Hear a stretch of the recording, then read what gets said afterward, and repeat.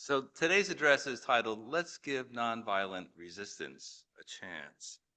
And let me say at the outset that this has been a particularly difficult address for me to be working on. And as of last night, I was just like pulling my hair out.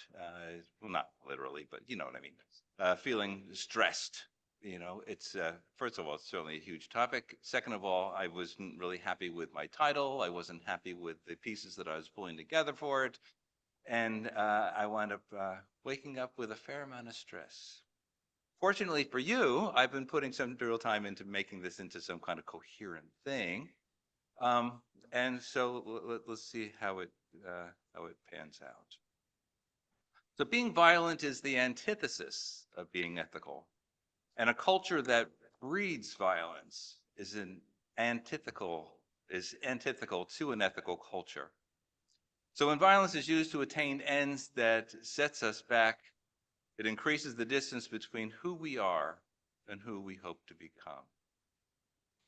And it's something that I've been stressed over for such a long time, and especially stressed over how little energy seems to be getting devoted to peacemaking and to reducing violence in the long run. It seems like as a culture, we are much more ready to engage in violence than we are to engage in peace.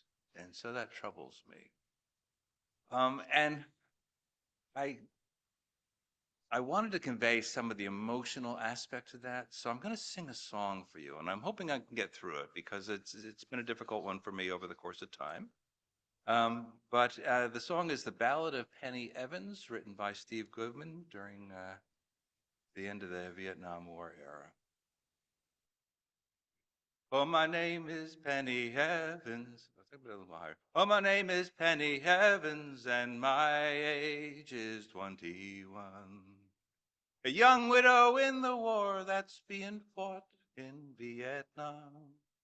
And I have two infant daughters, and I do the best I can. Now they say the war is over, but I think it's just begun.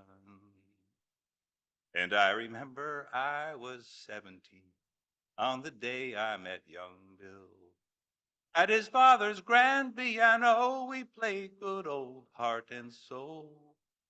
And I only knew the left-hand part, and he the right so well. He's the only boy I slept with, and the only one I will. 'Cause first we had a baby girl, and we had us 2 good years. And it was next the 1A notice came, and we parted without tears. It was 9 months from our last good night, our second babe appears. And so it's 10 months and a telegram confirming all our fears. And now every month I get a check from an army bureaucrat. And it's every month I tear it up and I mail the damn thing back. Do you think that makes it all right? Do you think I'd fall for that? You can keep your bloody money, sure won't bring my Billy back. I never cared for politics and speeches I don't understand. And likewise never took no charity from any living man. But tonight there's 50,000 gone in that unhappy land. 50,000 heart and souls being played with just one hand. And my name is Penny Evans, and I've just gone 21. A young widow in the war that's being fought in Vietnam. And I have 2 infant daughters, and thank God I'll have no sons. Now they say the war is over, but I think it's just begun.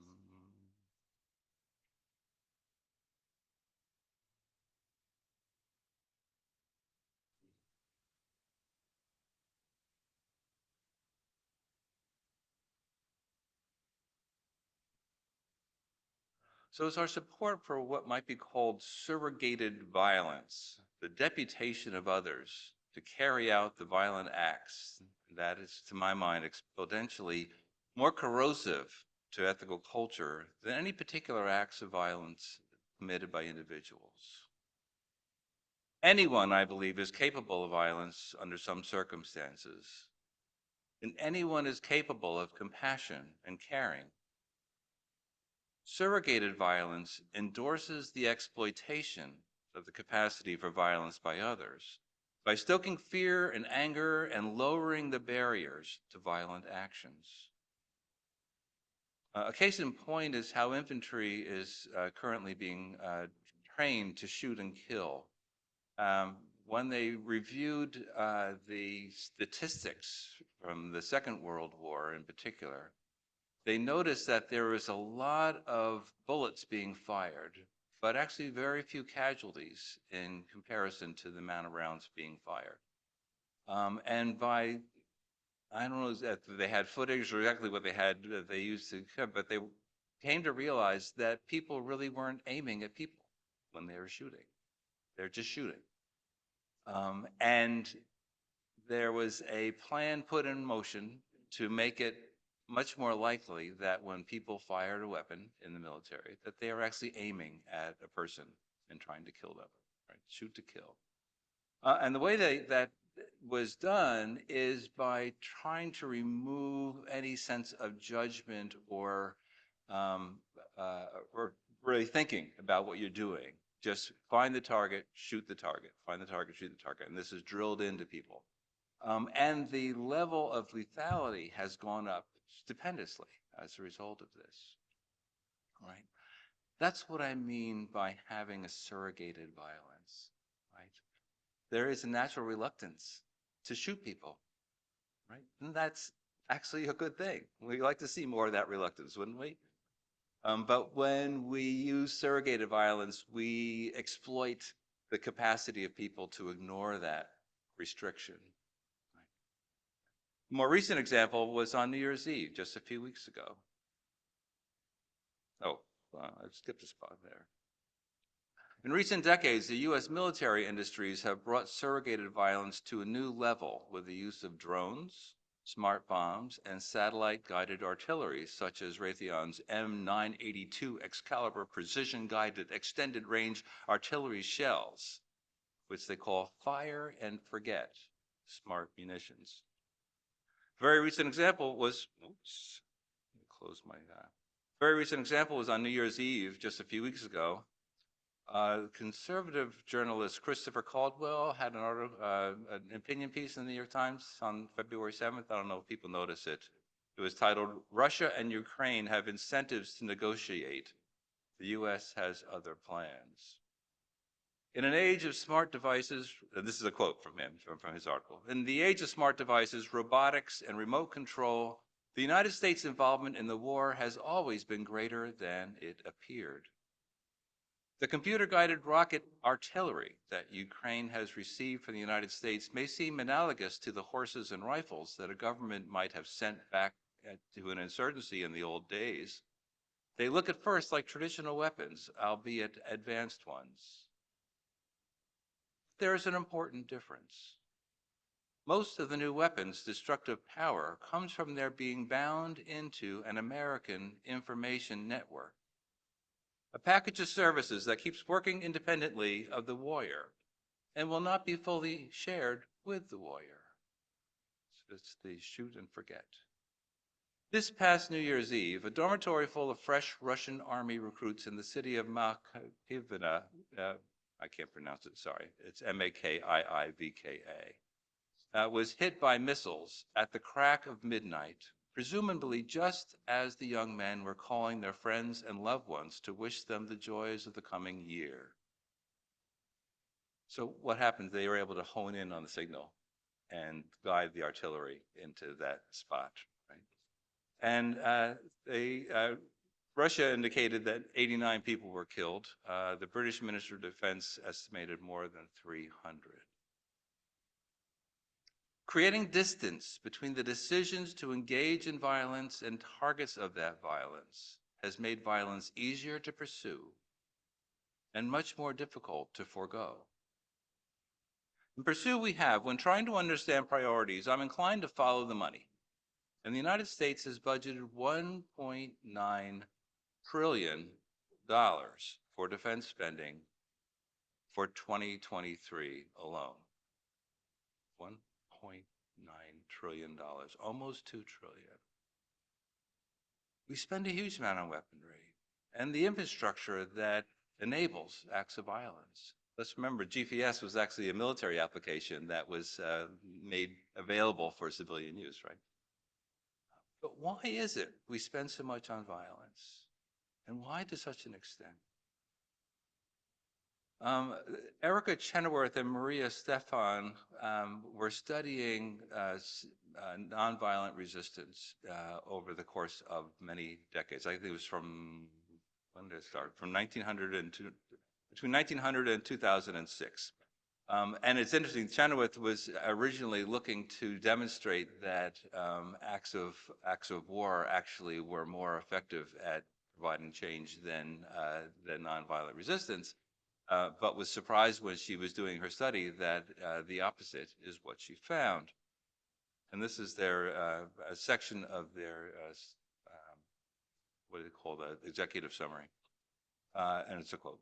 Though it defies consensus, between 1900 and 2006, campaigns of nonviolent resistance were more than twice as effective as their violent counterparts. Attracting impressive support from citizens that help separate regimes from their main sources of power, these campaigns have produced remarkable results, even in the context of Iran, the Palestinian territories, the Philippines, and Burma. This book, I think, was 2022, so it's not like it's doing old news here. So there's really technology available that is not violent, that has shown really good effectiveness at social change, right, and political change. And yet, how much do we really put into that? Right? I think in my blurb, I'll just go back to it. Why not? The U.S. created the U.S. Institute of Peace during the Reagan administration, 1984, and they requested $54 million for 2023. That's great. And the U.S. Congress appropriated $1.48 billion for UN peacekeeping activities for the United States. And actually, it should have been higher because the United States is assessed at 30% of the total budget for the UN peacekeeping forces, but has refused to pay more than 25%, feeling it's unfair. So they restricted to $1.48 billion. So when you compare that to 1.9 trillion, it seems a little light to me somehow. I don't know, maybe it's just me. The thing is, what nonviolence resistance requires is a lot. And what it's going up against is a lot more, right? So the main enemy that we really face here is the fear itself, right? The fear that harm will come to us, the fear that someone else will take control of things that we care about. Those are the sorts of things that drive our readiness to allow violence and to support violence. Let's remember, with that budget, 1.9 trillion, when there was a poll about whether people would support that or not, about 30 some odd percent said, well, that's too little. We should be making more. And about 30 some odd percent said, no, that's about right. And only about 30% said, this is a little bit excessive, right? We have broad support for this kind of spending, this kind of happening. And that says to me that we are a people that is letting fear drive a lot of our decision makings, our commitments, our activities, and what we permit. And let's remember, so often the case is we are authorizing other actors to do the violence that we think is going to be taking care of the fearfulness that we have, all right? So we're not doing it ourselves, at least that we are noticing in the same kind of way, right? Meanwhile, the fears that we have are sapping our courage and our strength in many ways and in many areas, right? Because the culture of violence is not restricted to theaters of war. And when prohibitions against violence are relaxed in one area, that reduced prohibition is bound to show in other areas too. Perhaps that's a factor in the many, many mass shootings that we've seen in this country and that we've been seeing increasingly in other countries as well. It's certainly a play in policing. The men who beat and killed Tyree Nichols in Memphis recently were, I believe, acting on behalf of people who feared becoming victims of violence themselves. But mounting counteroffensives against violence is not easy, does not yield quick results. And to be successful requires a large number of committed people working together to create and sustain nonviolent resistance, something that's become less likely with the rise of social media, ironically. Right? And I think I referred to this a few weeks back when they looked at the mass demonstrations over the course of the last couple of decades, right? Demonstrations in the 60s were much more effective than demonstrations in the 20s since 2000, right? And so now the demonstrations are bigger and they're easier to organize and get people out there quickly, but their actual impact is much less, right? It just goes away, right? I think Women's March wasn't that long ago, was it? Anyway, with that in mind, I was kind of looking at, has anyone here been on a peace march this last year? This last year? Or have since 2022? It's kind of interesting to me, right? Because you'd think there would be people out there saying, this war in Ukraine is just, it's not right. We shouldn't be supporting it. We shouldn't be sending military aid over there. That's certainly something I've been saying for a while now. And yet it's been awfully quiet. So I did find the group Peace in Ukraine. That was, who was that? Code Pink, I think, was the lead organizer for that. And they're still, I guess, doing some levels of organizing, though when I checked the calendar for things that I might pursue, there weren't any. Nothing on the calendar. Nothing. Right? And this is a group that says peaceinukraine.org. God.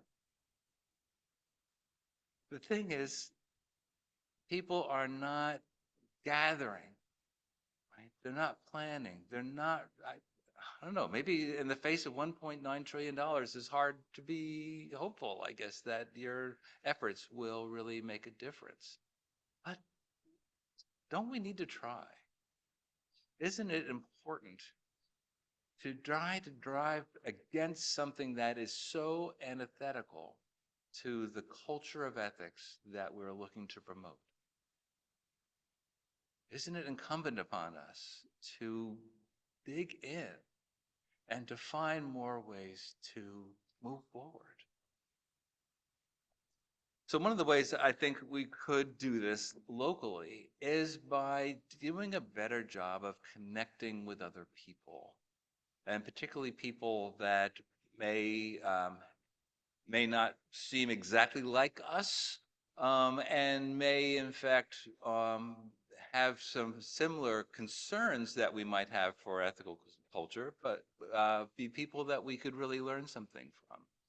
So one of the things I've been really looking into, and I'm hoping this community will become a part of, is something called interwoven congregations. It's a group that started in Maryland, and they have several congregations there. And their thing is to bring predominantly white and predominantly black congregations into partnerships. Right? And so they engage in different kinds of things. Some of them are just social things. Some of them are social justice things. Some of those are social caring things. All different kinds of things to help people, first of all, just become known to each other in a personal kind of way. Right? It's that separation that we have that is making it less likely that we'll see change, that we'll be able to engage in the kind of behaviors that will make a difference. right? When we're into our own little communities, in our own groups, in our own homes, in our own, even on our own street for that matter, we don't have the capacity to knit together a large enough community for change to really occur. It takes largeness. It takes also face-to-face time. It takes hours of time, days of time, months, years, right? It's the kind of thing that has to have legs. It's not like you can call something and have a big event and then expect that things are going to be different afterwards. We keep seeing over and over again that that does not happen. The change does not happen. But we probably can make things get better.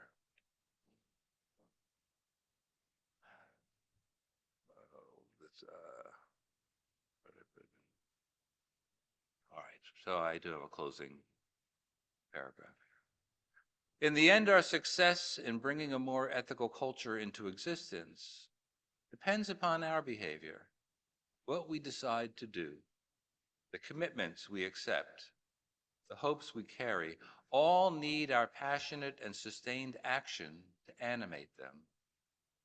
To bring about a better world, we need to live better lives in relation to others.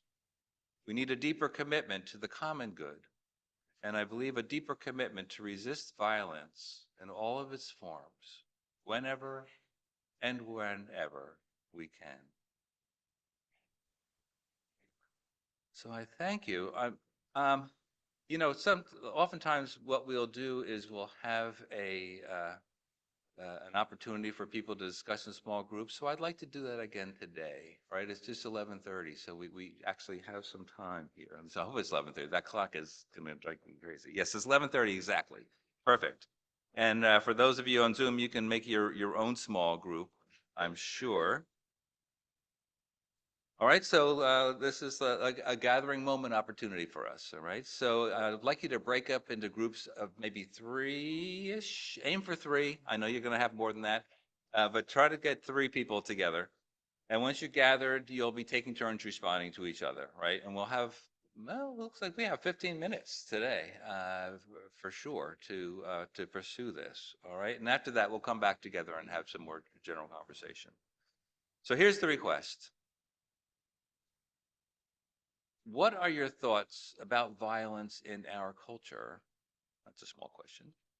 And what do you imagine doing personally to reduce violence or promote nonviolence? All right, so this a two-parter. What are your thoughts about violence, and what do you imagine doing personally to reduce violence or promote nonviolence? All right, so please break up into groups of three, and if there's more than that, I think the Zoom. Let me see.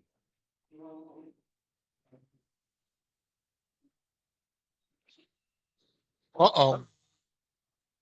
All right, so Kevin has the microphone and he's happy to bring it to you. So who has some things they'd like to share?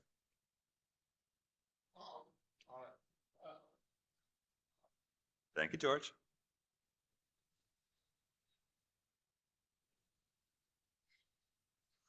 We focused on two things that you said, Bart.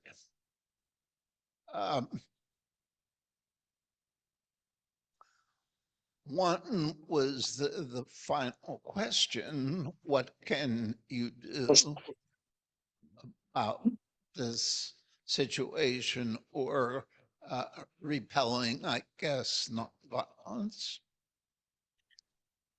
And I'll just start with that.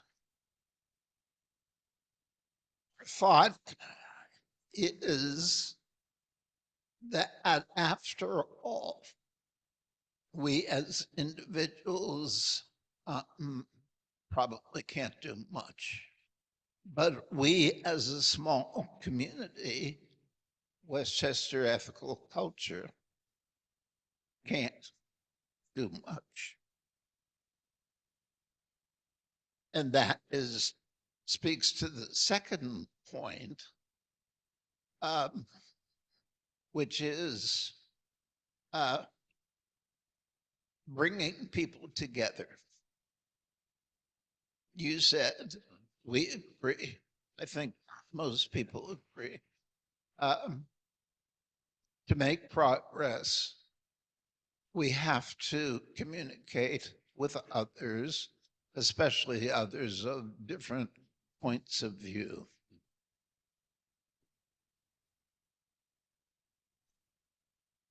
If you describe our current membership, there's certain generalizations you can probably make.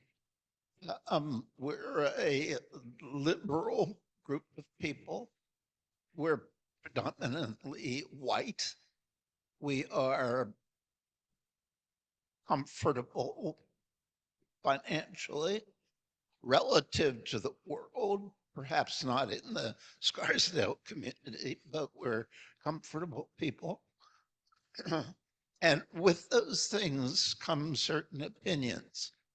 What this small group is saying is, let's talk to people with different definitions and opinions and try to find acceptance, not of what they're saying in terms of belief, but acceptance that their opinions to them are valid.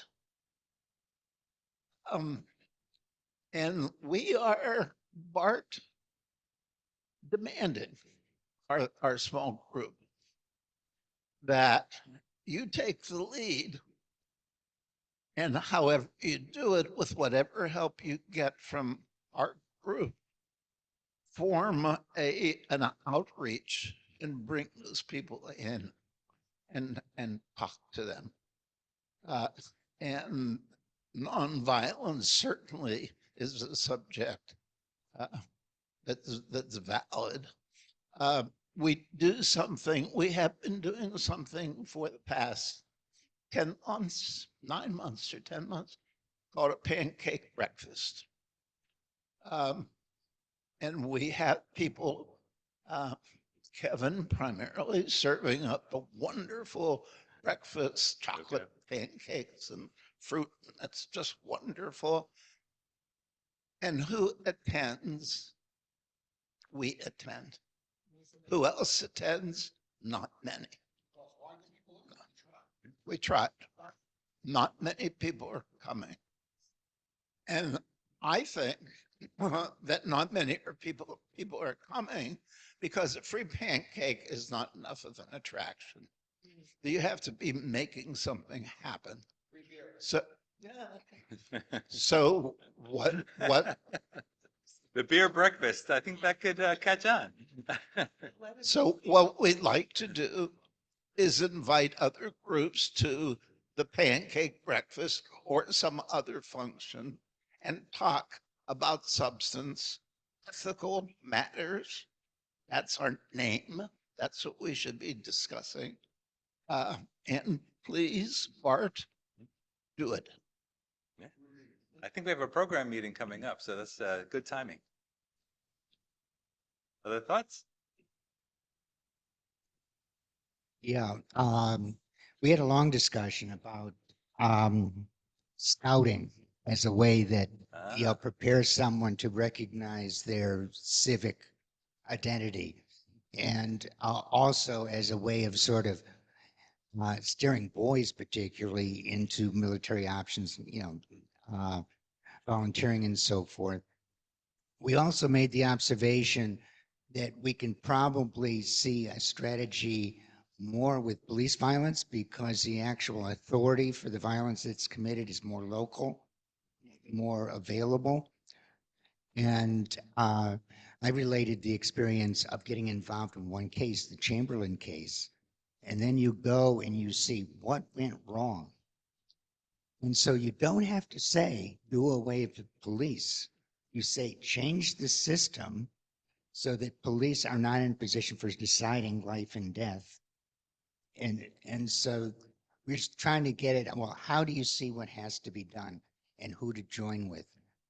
And I think if we get away from the global theories of war and peace. We say we're going to resist that which is unjust and hurtful.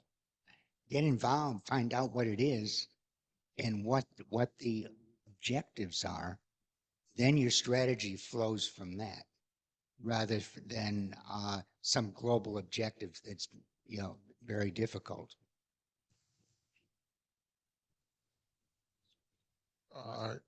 More thoughts, Sarah? The one thing I think, I don't know you, but when it comes to Ukraine, I support giving them more weapons. Okay? You know, you can't reason with Putin and say, hey, this isn't nice, you should be doing this. He don't care. You know, unfortunately, force is what he knows, and that's all that's going to work. To me, I'll give them more Excalibur missiles and pound the crap out of these people more. That's the only thing that's going to make them learn. And if you don't stop him now, he's going to do it again. Yeah. Well, Hitler couldn't afford All to right, lose, look, but he did. We're not going to go on. Right? all this, Okay. right, That's at too the bad. He moment. has to lose. Let me just say, We'll make him lose, Kevin. and that's it. I do remember a story of a guy who was meeting with a high school assistant principal. And while they're talking, the guy looks out the window and sees a big kid beating up on a little kid. So he runs downstairs and grabs the big kid and gives him a good shake and smacks him one. I'll teach you to be picking on little people. You see the irony in this? An adult comes down, beats up a smaller child who's beating up yet another small child. What's the real lesson people get when they are the victims of violence? Is that they needed a bigger gun. That's right. That's right. All right, but where's the end to that? Where is the end, Kevin? Okay. But still, if we get so Uh-huh. There's a lot of range between nothing and what we're doing right now. Yeah. Yeah. The other thing is, read the column that I pointed to. It's in the New York Times on the 7th. One of the things that he says is, when in the current situation, you have a tired military on the Russian side and a desperate military on the Ukrainian side, that actually could be a point in place where there could be agreement to stop because they're just so stressed and worn out. But when you put new technology into the mix, you're changing the equation again, right? So by sending tanks, what this person is saying is we've now signaled that, Ukraine, you could win this thing. And maybe that will happen, maybe that won't. But one thing is for certain, there's going to be a lot more people dead at the end of the day than if we hadn't done that. And we need an answer to that. We do. People are getting killed. Does that not matter to us? Does it matter more that somebody that's an asshole is in charge than that thousands and thousands of people are dead? Does it really matter that much? yes, because if you don't kill him now, he'll do it again. But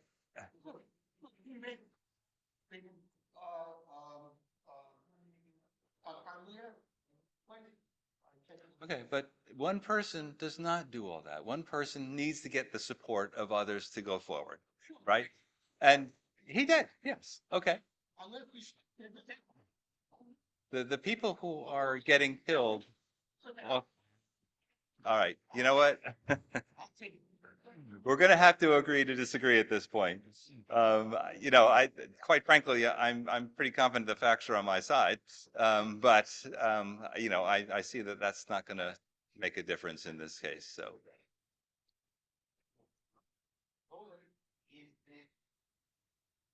The United States is developing a strategy of its own, and it's not allowing the belligerents to end a war. Right. They are testing the NATO system. They are testing the weapons systems. And I said I went to an anti-war.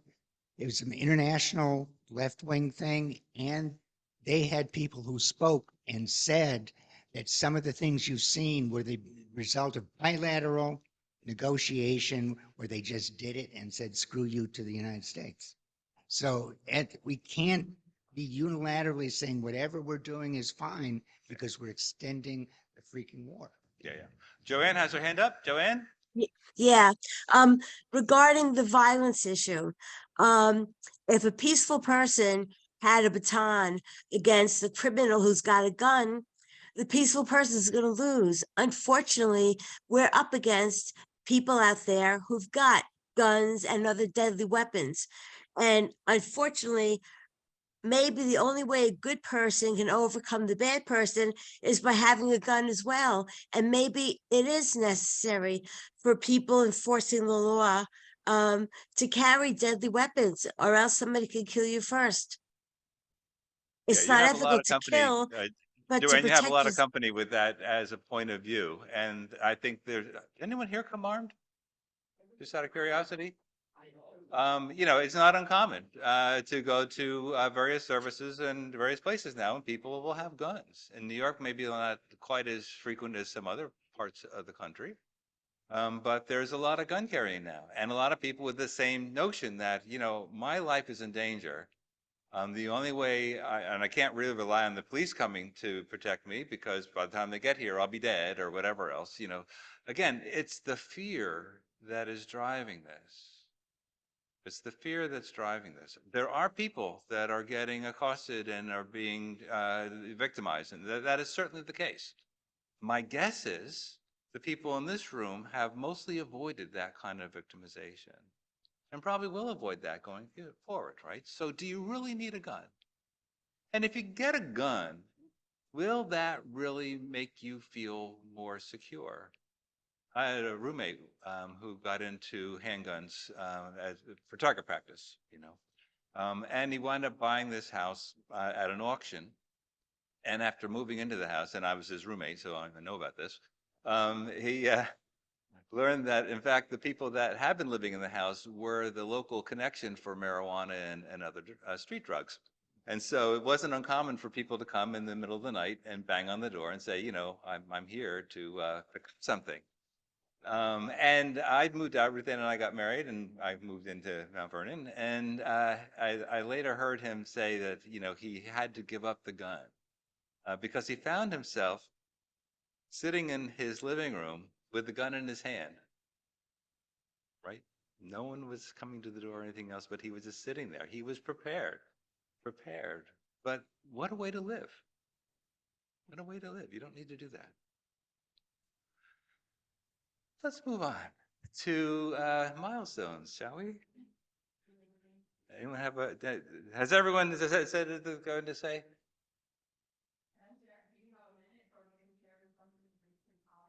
Absolutely. Kevin?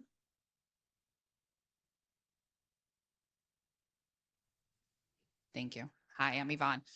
Just quickly, my brother is pursuing a license to guns. And when I heard of this, it put me completely in a different place, coming from a place of violence in Colombia. But I understand his mindset and I respect it. I will do everything possible to find out if he actually went through with it because of what you're saying, Bart. Don't know if we can show up at the house anymore, which actually belongs to us. Unannounced. Yeah, right. Yeah. Same for my children, same for my son who wants to live in the lower level apartment, etc. So I have firsthand experience with this. The other thing is, I also wanted to quickly share, I was at a restaurant, Turkish restaurant, asking if they needed help for aid or if they knew any connections, etc. Conversation went great. And then my daughter walked in. I shared quickly that she had been to Israel, et cetera, get in the car. Daughter shares that it's not comfortable for me to share that she's been to Israel in front of someone who is Turkish. So I say all of this, and there's a lot more to the conversation. I say all of this because I shared with my husband that coming from a place of violence and coming from a place of distrust and having to come to this country and learn to trust, I was the first one in my family to trust.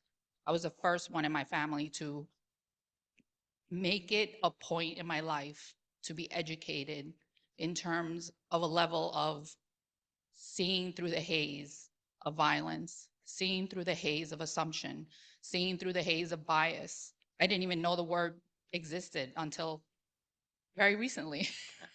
So I didn't know what I was doing was where we are today and trying to preach and act upon. But it took so much effort. It still takes so much effort to not assume, to not jump into conclusions, et cetera, et cetera. And I say all of this because it's a lifelong mission that we have to take upon ourselves. And that every day I think about this, you know, and every day I try to respect the people that I'm listening to. Like I listen to my daughter and her experience. I don't know anything about her experience as an American child growing up here in my eyes of privilege, et cetera, and I want to respect her opinion and her education and her searching. And so, you know, I just wanted to share that because I think that that's so important. I felt a little bit like she's going backwards in terms of assuming that this Turkish person that I was talking to would have this bias against her because she's been to Israel. And that is such a relevant thing in my head right now because it's just happened on Wednesday. And here we are talking about this. Thank you for the time. Thank you.